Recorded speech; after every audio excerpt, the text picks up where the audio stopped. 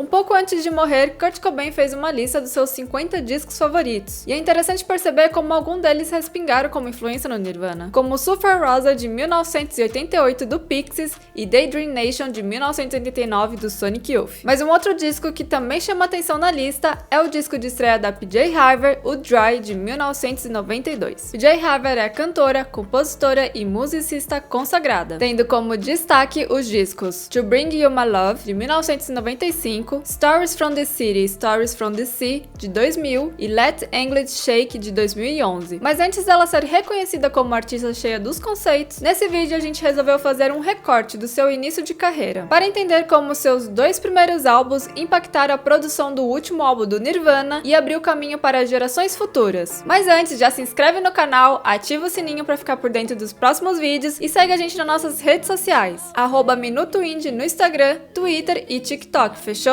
Então simbora! Polly Jean Harvey nasceu em Dorset, na Inglaterra, em uma região pastoral, onde seus pais tinham uma fazenda com um rebanho de ovelhas. Graças aos seus pais, que eram fãs de música, ela cresceu ouvindo artistas como Bob Dylan, ao blues estadunidense de Robert Johnson. Com todas essas referências musicais, durante a adolescência ela aprendeu violão e saxofone, mas foi com o violão que Polly passou a compor. Nessa época, ela participou de diversas bandas locais, até formar a sua própria banda chamada PJ Harvey. Sim, a banda se chamava PJ Harvey e, com o passar dos anos, o pessoal apelidou essa fase inicial de PJ Harvey Trio, já que era formada por Polly e dois amigos. Na real, ela foi bem esperta ao adotar esse nome, porque, segundo a Polly, ela sabia que queria ficar nesse rolê de ficar compondo e por um bom tempo, então, mesmo que os caras não quisessem ir adiante, ela ia poder continuar com a sua carreira solo com o nome de artista PJ Harvey. E esse trio permaneceu até o segundo álbum. Aos 18 anos, Polly estava na faculdade estudando escultura,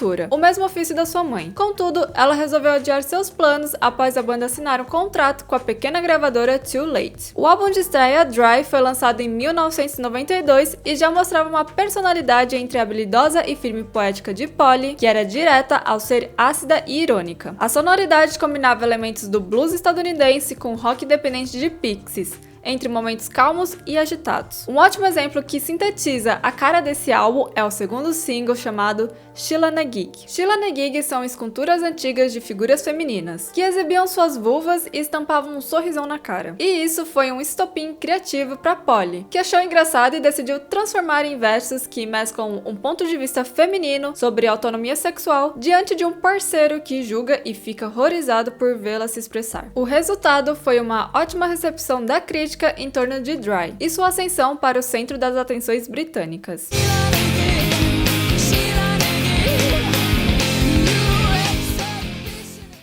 Em 1992, os efeitos do disco Nevermind do Nirvana ainda estavam frescos, e PJ Harvey era considerada pela crítica como o grunge britânico. O som não era exatamente grunge, mas certamente era pesado e agressivo, com toques de guitarras de blues e lírica esculpida. Contudo, o sucesso impactou negativamente os integrantes, que eram muito jovens e já encararam logo de cara uma turnê exaustiva, somada à má qualidade de vida e término do relacionamento amoroso de Polly, o que a fez voltar para sua cidade. Como Dry abriu portas para a banda, eles conseguiram assinar com a gravadora Mainstream, Island Records. PJ acreditava que esse seria seu último álbum e que as pessoas iam ficar entediadas sobre seu trabalho, e que por isso iria fazer de tudo para ser bom. O segundo álbum, Ride Off Me, de 1993, não é um disco para momentos de conforto. Polly gostava tanto do disco Sulphur Rosa que queria trabalhar em seu próximo disco com o produtor desse trabalho, Steve Albini, que já era bem conhecido na época pelas suas diversas produções. Polly explica que tentou chegar a uma sonoridade em Dry, a qual não foi tão satisfatória assim, mas que aprendeu com Steve Albini como fazer. Na época, ela o considerava como o único em conseguir gravar de um jeito que, quando você escutasse o vinil, iria parecer como se a banda estivesse bem na sua frente ao vivo. E de fato, eles conseguem emular essa sensação no álbum. Desde Dry, as pessoas tinham diversas interpretações sobre a lírica, mas em Ride Off Me,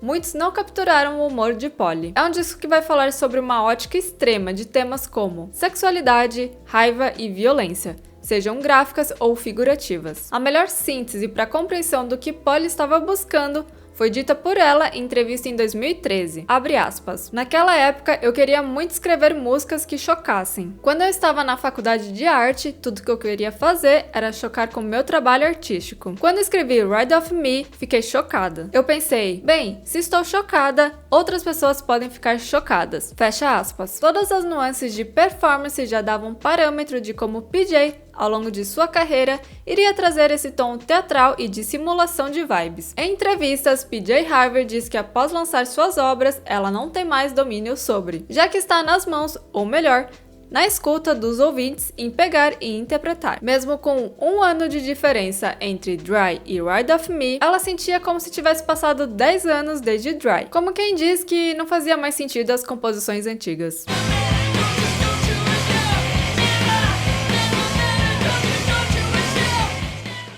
É bom contextualizar e lembrar que estamos falando da década de 90. Por muitas vezes, Polly era questionada sobre o seu estilo de tocar guitarra, cantar e estar no meio de rock masculinizado, chegando até responder em tom de brincadeira que talvez ela também fosse um homem. Apesar dela não ter dito ou se vinculado diretamente com pautas feministas, e mesmo que não tenha sido sua intenção, não tem como deixar de ligar sua obra com tais questões para os anos 90. Ela comenta que suas composições acontecem sem pensar muito onde quer chegar, e que não fica presa em uma perspectiva feminina, podendo transitar para a masculina em ambas ou em nada. Antes de mais nada, Polly se considera como artista, musicista e compositora, ao invés de uma mulher fazendo rock. Às vezes, PJ Harvey parece estar alheia ao seu próprio sucesso e qualidades, mas às vezes também soa como se ela quisesse só trabalhar e fazer seu melhor, independente do burburinho que isso vai acarretar. A obra final com qualidade é o foco. Depois, isso não está mais sob seu controle. Mas como isso iria influenciar o Nirvana? Como mencionamos no início do vídeo, Dry é um dos 50 discos favoritos de Kurt Cobain, junto de Surfer Rosa do Pixies e Daydream Nation do Sonic Youth. A gente vai ter que recapitular qual era a situação do Nirvana nessa época. O álbum de estreia Bleach é cru, ruidoso e barulhento, enquanto o Nevermind possui um melhor acabamento sonoro e organização de elementos. Como o Nevermind vai ter esse impacto de furar a bolha da cena independente e chegar ao mainstream, Kurt também foi afetado negativamente pela fama e excessos. Buscando ir em contramão do Nevermind e das expectativas para o terceiro álbum, eles vão retomar esse esquema mais abrasivo e menos pop. E adivinha quem eles vão chamar para produzir? Ele mesmo, Steve Albini. Só que antes da contratação, Kurt queria ter uma ideia de como poderia soar de fato as gravações no estúdio de Albini. E por coincidência, ele tinha finalizado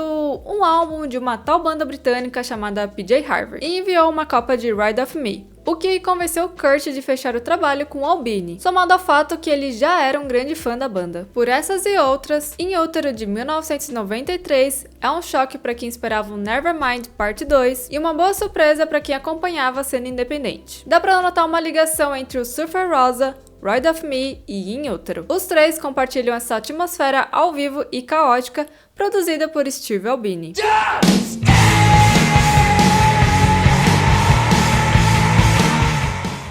É engraçado ver como nada se cria, nada se perde, tudo se inspira dentro da criação. Ride Off Me foi o voto de confiança para nascer In Utero. Mas o que seria de ambos se não fosse o Surfer Rosa ou a produção de Steve Albini? São obras distintas que se encontram em sua ambientação, que exigia fisicalidade na execução de cada nota e de cada frase expelida. Enquanto em Ride Off Me, Polly vai se divertir em construir perspectivas que mesclam o pessoal com o criativo sobre sexualidade, raiva e violência, em In Utero a perspectiva é mais séria e confessional em torno dos últimos anos de vida de Kurt Cobain. Em ambos os casos, é perceptível a necessidade imediata de colocar para fora seus pensamentos e sentimentos com uma linguagem chocante e agressiva. Duas bandas colocando em jogo até onde seus sentimentos e poéticas podem chegar ao extremo e chocar, ou melhor, colocar em teste a reação das pessoas diante da obra. Pra gente continuar seguindo com o projeto, você pode apoiar e ajudar o Minuto Indie com a sua própria contribuição. A chave Pix do canal é minutoindie@gmail.com, mas só se você puder e quiser. E muito obrigado por assistir o vídeo até aqui.